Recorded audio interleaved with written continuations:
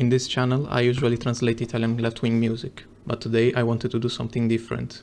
In this series of videos, I will try to explain the evolution of Italian political history.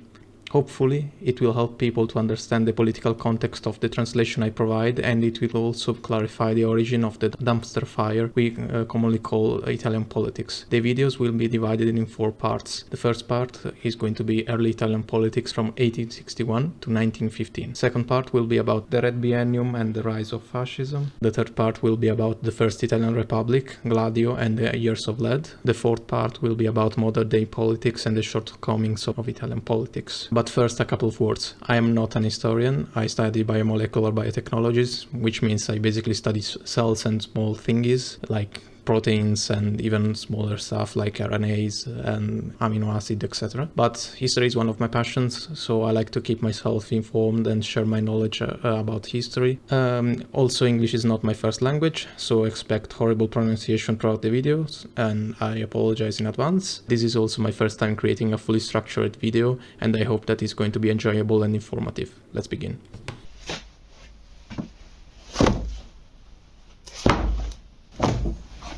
This is how Kraut opens his video, by slamming a stack of books onto his desk that includes Why Nations Fail and The Origins of Political Order. There's a lot of problems with his use of sources when it comes to history. Because I'm a loyal follower of Fredda, who inspired me to make this video, every claim in this video will be source-based, and the sources will be either linked in the description or quoted to the page number. Also, because I'm more Freddist than even Fredda, I will also share the PDFs of books and documents that are unavailable to most people in the description, in order to be as transparent as possible. Furthermore, in order to be fully transparent, I will also translate on request the sources from Italian to English when the translation is unavailable or, Google Translate doesn't work. The sources will vary from books to journal articles to documents and websites depending on the claim being made and the source material I have currently available. Some claims will be unsourced because they are common knowledge, for example Italy joining the First World War. I will also try to source images, films and songs used for the videos in the description. Any eventual mistake, clarification or misquote will be corrected in the first comment, like I usually do for my translations.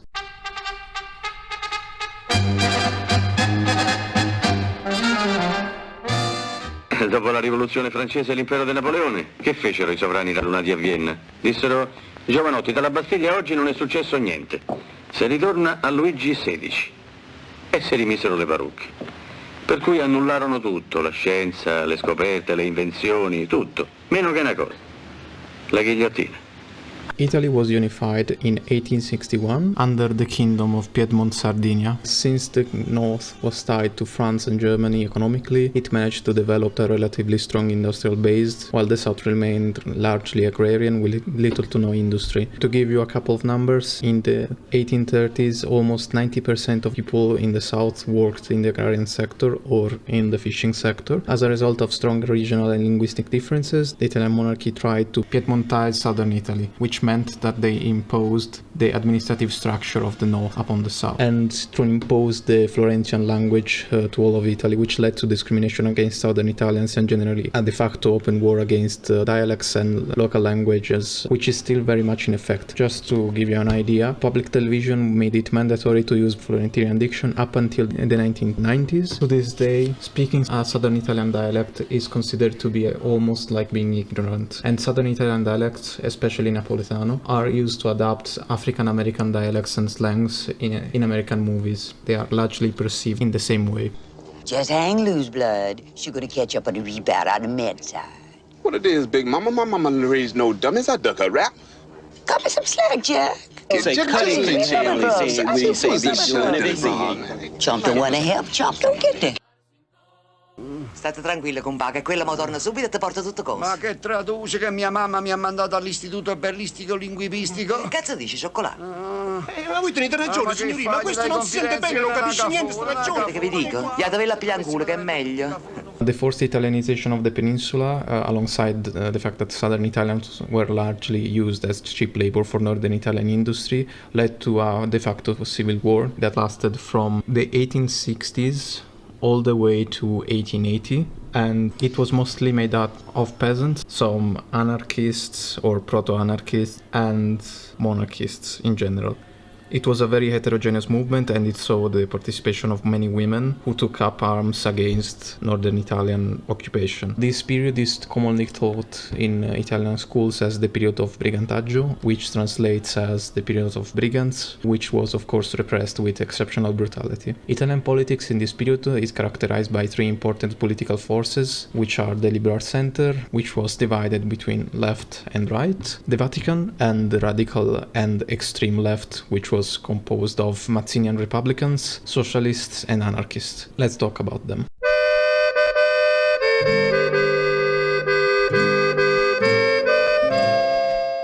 Voi siete i padroni, gli sfruttatori, noi invece siamo gli schiavi, i morti di fame. Oh, ma caro Fantozzi, è solo questione di intendersi, di terminologia. Lei dice padroni e io datori di lavoro. Lei dice sfruttatori e io dico benestanti. Lei dice morti di fame e io classe meno abbiente.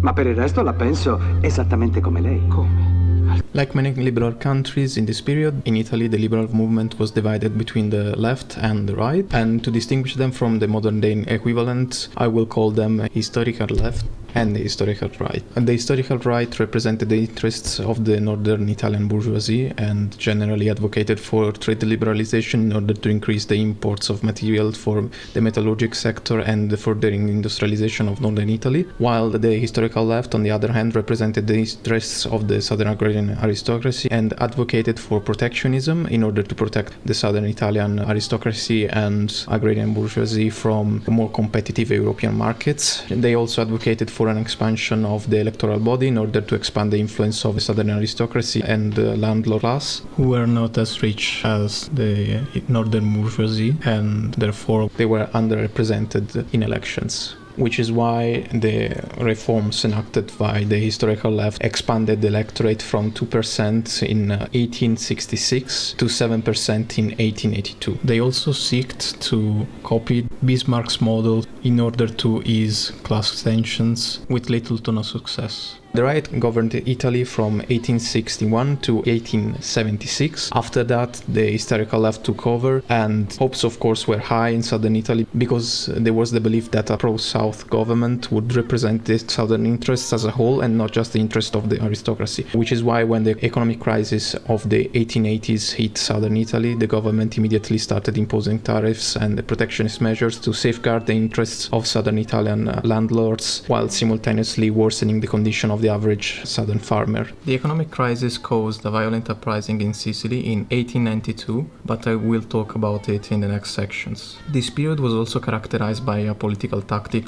introduced by the Pretists called transformism, which was aimed at uniting the moderate members of the historical left and historical right via concessions in order to form coalitions and unite under a figurehead and a common program. This tactic would eventually lead to the union of the historical left and historical right into the Liberal Union of 1915. Bruceremo le chiese e gli altari. Perché la Repubblica, anche se sconfitta, è una conquista civile dalla quale non si torna indietro. Per questo, fratelli, dovremo batterci, tutti, fino all'ultimo uomo. Su di me non ci contate. Ha detto fino all'ultimo uomo, mica all'ultimo prete. The influence of the Vatican and the Pope had been declining since the Middle Ages. The Pope was even briefly exiled during the short-lived Republican Revolution of Rome in 1848, which was crushed not by the papacy but by the French army. This led to some minor reforms, but it was too little too late, so the Papal States were conquered by the Kingdom of Italy 20 years later. The Vatican was already an anachronistic institution which could not find its place in the capitalist economy, and up until 1891 the official policy of the Vatican was to not recognize the new liberal order and protest and wait. The clergy lost its relevance and power, and the new liberal order was here to stay. They had to find a place for themselves in this new society, and so they did. They would play the role of the social pacificators of of class struggle. They would use Catholic doctrine to preserve the new liberal order, thereby making themselves necessary for the stability of the new order. So in 1891, Pope Leone XIII published Rerum Novarum, which translates to About New Things, a text that defines the stance of the Vatican on social and economic issues. This text, even if it was revisited in 1941, would define the politics of the First Italian Republic up until 1989. So, what does this text say? It acknowledges that the proletariat is suffering under capitalism and claims that greed is ruining society and societal relations. The Pope also declares that socialism is a false solution because it would damage the workers while upsetting the social order. Quoting the document, "To remedy these disorders, the socialists, stirring up hatred of the rich and the poor, claim that property should be abolished, and all individual patrimonies should be made a common patrimony, to be administered by the municipality and the state. With this transformation of property from personal to collective, and with the equal distribution of profits and comforts among citizens, they believe that the evil is radically repaired. But this way, far from resolving disputes, only harms the workers themselves. It is also unjust for many reasons, since it tampers with the right of legitimate owners, alters the competences of the offices of the state, and disrupts the entire social order." The Pope also recognizes private property as a natural and divine right, quoting the Ten Commandments as proof. He also identifies the patriarchal family as the untouchable unit of society and the father as the only figure allowed to take part to the productive process. So, what is the solution proposed by the Vatican to solve all of the problems of this new type of society? The proposed solution is to return to the system of corporazioni di arti e mestieri, medieval corporations. Only this system, adapted to modern times, would allow class collaboration and class harmony, allowing the workers to solve their grievances by acting via the corporation to find a peaceful solution that would be acceptable to both the proletariat and the bourgeoisie, all without upsetting the existing social order, of course. Ma in merito a tutte queste rivendicazioni e a tutte le ingiustizie che ci sono, lei che cosa consiglierebbe di fare, Maestà? Ecco, bisognerebbe che per ogni problema nuovo tutti gli uomini di buona volontà, come me e come lei, caro Fantozzi, cominciassero a incontrarsi senza violenze in una serie di civili e democratiche riunioni, fino a che non saremo tutti d'accordo.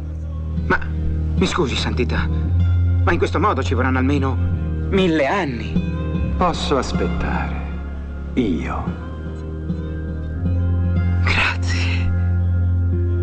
Something that should be said is that the Fascist Party later adopted corporatism as the economic model that could theoretically achieve class collaboration and class harmony. Another thing the Vatican would use to influence the new social order is charity. The Pope recognized that poverty and misery was a feature of capitalism, but they didn't see this as something worth dealing with systematically, because, according to the Vatican, it was a chance to be charitable and perform good deeds to save the soul from eternal damnation. Also, this would provide the Vatican with a de facto monopoly on charity and would cement its role as social pacificator. With this in mind, it should come to no surprise that the Vatican supported the Liberal coalition in the elections of 1913 with the Gentiloni Pact. Since in 1912 the election law was modified in order to grant voting rights to every adult male as a result of the political pressure coming from soldiers returning from the war in Libya, liberals were risking a strong socialist-republican coalition. However, with the support and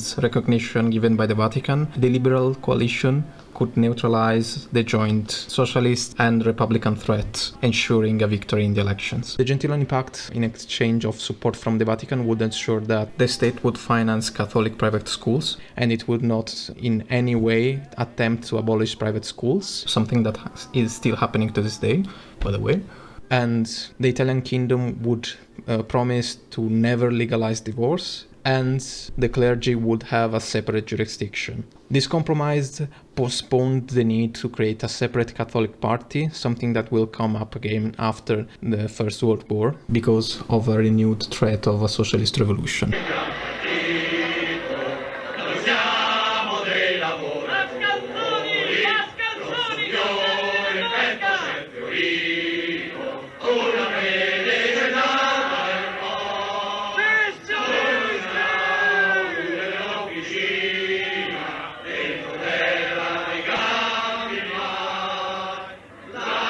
When we talk about the extreme left in Italy, we mean in this specific period of history an amalgamation of different political movements. We basically go from radical Mazzinian Republicans, which are basically Republicans or left-wing Republicans, to socialists, social democrats, anarchists. I will try to talk about all of them with a particular focus on the Italian socialist and anarchist movement, because even though it remained relevant throughout the Italian kingdom, so up until the First Italian Republic in 1922, it had lost most of its notoriety and most of its support in favor of the Socialist Party. In 1861, the northern Italian proletariat was already organized in società operaie, meaning worker societies. Another way to call them is società di mutuo soccorso, meaning mutual aid societies, which were run by Republicans, both Mazzinians and moderate intellectuals, and anarchists and socialists of all stripes. Initially, these societies were mostly made out of artisans, intellectuals, and some charitable capitalists. This meant that initially worker societies sought to invest to create cooperatives and charity houses, and generally their intent was to turn the average worker into a bourgeois in order to deal with the widespread poverty without upsetting the new liberal order. Which is why, for example, every worker society initially had stocks, just like any industry. And this, alongside the influence of Mazzinian ideals of class collaboration to achieve Republican class harmony, made the initial worker societies unfit to represent the working class. So, when the workers started joining worker societies, and with the spreading of anarchist and socialist ideas, cooperation between radical and moderate forces became unfeasible. So when radical Republicans adopted the Brotherhood Act at the 12th Congress of Worker Societies, condemning strikes and class struggle in favor of class collaboration, socialists and anarchists started forming their own worker societies, distinct from Republicans and moderate worker societies. However, worker society activities never extended past the single factory or the single city complex, and despite the numerous attempts at creating a unified party, they would only achieve unity after 1892 with the creation of the Italian Workers' Party, later called Italian Socialist Party. In the 1880s, following an economic crisis, the cost of living skyrocketed, and this caused many workers to organize in so-called fasci dei lavoratori, or workers' fascis, the first being in Messina in May 1st, 1891. It's worth noting that the word fasci has nothing to do with fascism in this particular period. At the time, the symbol of the fascio littorio was associated not with reaction but with revolution, and especially with the French Revolution. A bad harvest in 1893 caused massive demonstrations in Sicily and in the south. These protests were brutally repressed by the Italian army, which killed tens of people between December of 1893 and January of 1894. January the 3rd, the government declared a state of siege for the entirety of Sicily and launched several police and army assaults in the island in order to restore order and disband the fasci. The situation did not come to be only because of the disparity of wealth between North and South, the economic crisis, and also exploitation, but also because the historical left, by breaking down the properties of the church, favored the existing agrarian aristocracy and landowner class. Raimondo Catanzaro writes, "In the latifundia of central western Sicily there was no, or was very small, class of pure wage earners or mere labourers, since they were employed only in the periods of the year dedicated to sowing and harvesting wheat. Furthermore, wages were low because, due to the system of taxes and subleasing, those who paid them were often farmers themselves and, therefore, poor. Both of these conditions, accompanied by the fact that often a good part of the wage was paid in kind, gave rise to a series of mixed figures in which the ownership or rental of small portions of land was accompanied by salaried work activities." In fact, another police report claims that the principle of allowing women to enter the class struggle is advocated by various Congress members and everyone agrees. It is decided to make warm recommendations to the various groups to include women in the association. the role of women was prominent enough to even appear in police reports, which claimed that the peasant woman forgets her traditional modesty and her mission, taking part in the current class struggle and showing herself willing to enter the field of action as well.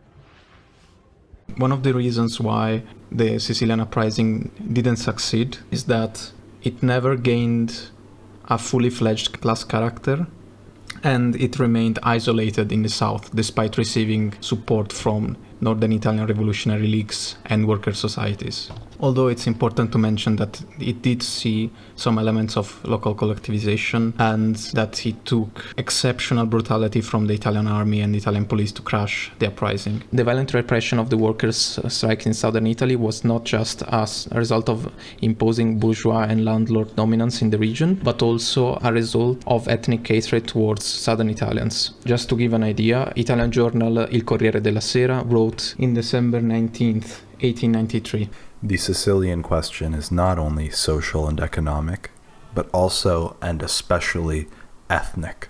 Despite the violent repression of organized labor, the continued police raid, and the initial isolation of revolutionary leagues and worker societies, the socialist movement regrouped and managed to unite various radical labor leagues and worker organizations to form the Italian Socialist Workers' Party, later named Socialist Party of Italy, in 1892. The party maintained a strong anarchist component and a small group of radical Republicans. The Mazzinians, on the other side, formed the Italian Republican Party, and other Republicans formed the Italian Radical Party. Some anarchists did not initially join the Italian Socialists and found separate organizations, such as the short-lived Italian Revolutionary Socialist Anarchist Party, which was later absorbed by the Socialist Party of Italy a year after its creation in 1893, and the Italian Syndicalist Union in 1912, which still exists to this day. Nonetheless, even if they were politically overshadowed by the Italian Socialist Party, the anarchist movement was still seen as a threat by the Italian monarchy. Italian anarchists carried out many political assassinations, the most famous of which were the attempted assassination of Italian King Umberto I in 1878 by Lucano Passannante, Sante Caserio's assassination of French President Carnot in 1894, the attempted assassination of Italian Prime Minister Francesco Crispi in 1894, another attempt at Umberto I's life by Pietro Acciarito in 1897, and Luigi Luccherini assassination of Elisabetta of Bavaria, Empress of Austria-Hungary, in 1898. In response, European Republicans and monarchists organized the Anti-Anarchist International Conference in Rome in 1898, which aimed to destroy the anarchist movement. Nonetheless, this conference was largely a failure, and the repressive measures enacted to deal with anarchist organizations failed to stop the Italian anarchist movement, and in 1900, Gaetano Bresci managed to shoot and kill King Umberto I. Throughout its history, the Socialist Party of Italy, despite being extremely heterogeneous, because it maintained a socialist, social democratic, Republicans, and even anarchist element, was still coherent, and throughout its history maintained a strong anti-militarist and strong internationalist stance. They opposed the war in Libya and the invasion of Ethiopia. In fact, in 1914, the Socialist Party of Italy declared a general strike against the war. The workers started to arm themselves by storming police stations, military bases, military camps, therefore threatening to topple the Italian monarchy and establish a republic. Famous Italian anarchist Enrico Malatesta writes on the anarchist journal Volontà, "We do not yet know whether we will win, but it is certain that the revolution has broken out and is spreading. Romagna is in flames. Throughout the region from Terni to Ancona, the people are masters of the situation. In Rome, the government is forced to keep itself on the defensive against a popular assault. The Quirinale has escaped, for now, the invasions of the insurgent masses, but it is still threatened. In Parma, Milan, Turin, Florence, Naples, there are agitations and conflict, and from all sides news is arriving, uncertain, contradictory, but which all demonstrate that the movement is general and that the government cannot remedy it. And everywhere we see Republicans, Socialists, trade unionists, and anarchists acting in beautiful harmony. The monarchy is doomed. It will fall today, or it'll fall tomorrow, but it will surely fall soon." Unfortunately, this prophecy was not destined to come true. The army and police acted with exceptional violence, massacring the protesters and reestablishing order. In 1915, the Socialist Party of Italy expelled the interventionist wing represented by Mussolini, and they continued to organize and to agitate throughout the entirety of the First World War. Mussolini, after being kicked out of the party, received monthly funding from both the French government, the Belgian and French socialist parties, and from Italian industrialists in order to make a new new journal and spout pro-war propaganda. Not only that, but he came to form a proper interventionist militia by the name of Fasci di Azione Rivoluzionaria, or Fasces of Revolutionary Action, in 1915, with an amalgamation of eclectic corporativist and national syndicalist views modeled after Sorel and Murat. This movement is largely seen as the precursor of the fascist movement in the first post-war years. So, to sum it all up, right now the four political actors are the Liberal Union, which represents liberals, the Vatican, the Socialists, and a newly born Italian fascist movement. Thank you for watching this video. I hope it wasn't too superficial, but I wanted to give you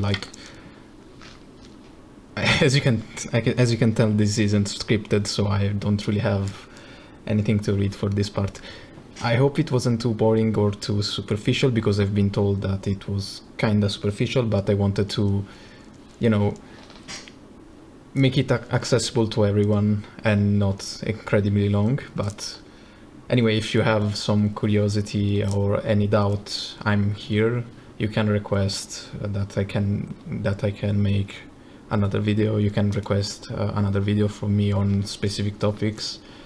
The sources will be in the description, alongside the PDFs of books and articles that aren't available to the public. Also, I would like to thank all the wonderful people who helped me by recording the quotes. Remist Studio, who recorded the part from the quote from the Vatican. Confessorizzu, who recorded the quote from Raimondo Catanzaro. The comrades at Anakbayan Abdiliman, yes, really, they are fucking amazing. They recorded the quotes from the police reports on the fasci siciliani. I'm really tired. By Talikma, who recorded the quote from Malatesta. Nidar, who recorded the almost racist quote from Il Corriere.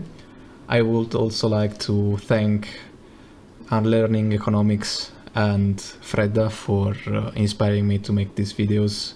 As if you follow their channels, you will notice that I basically copied or attempted to copy Fredda's style of editing, while of course adding my own touch, because everything in this video was very Italian themed. And I stole the idea of making my subscribers read some quotes from Unlearning Economics. So check these guys out, and also the Leftist Hub for providing moral support and so many people that could record lines. Join my Discord server, join my Patreon if you want to support me, not support me, but finance me in order to buy other books that I can read and scan and share on the internet to make culture freely available to everyone. And for any question, I'm here, or in my Discord, or you can contact me in my Discord or in the comment section. I don't really mind. Any correction, as I already said, is going to be on the pinned comment, first comment. And yeah, this was my first properly structured video, so I'm not sure it came out as well as it could have, but I'm relatively happy with the result. Merry Christmas, everyone.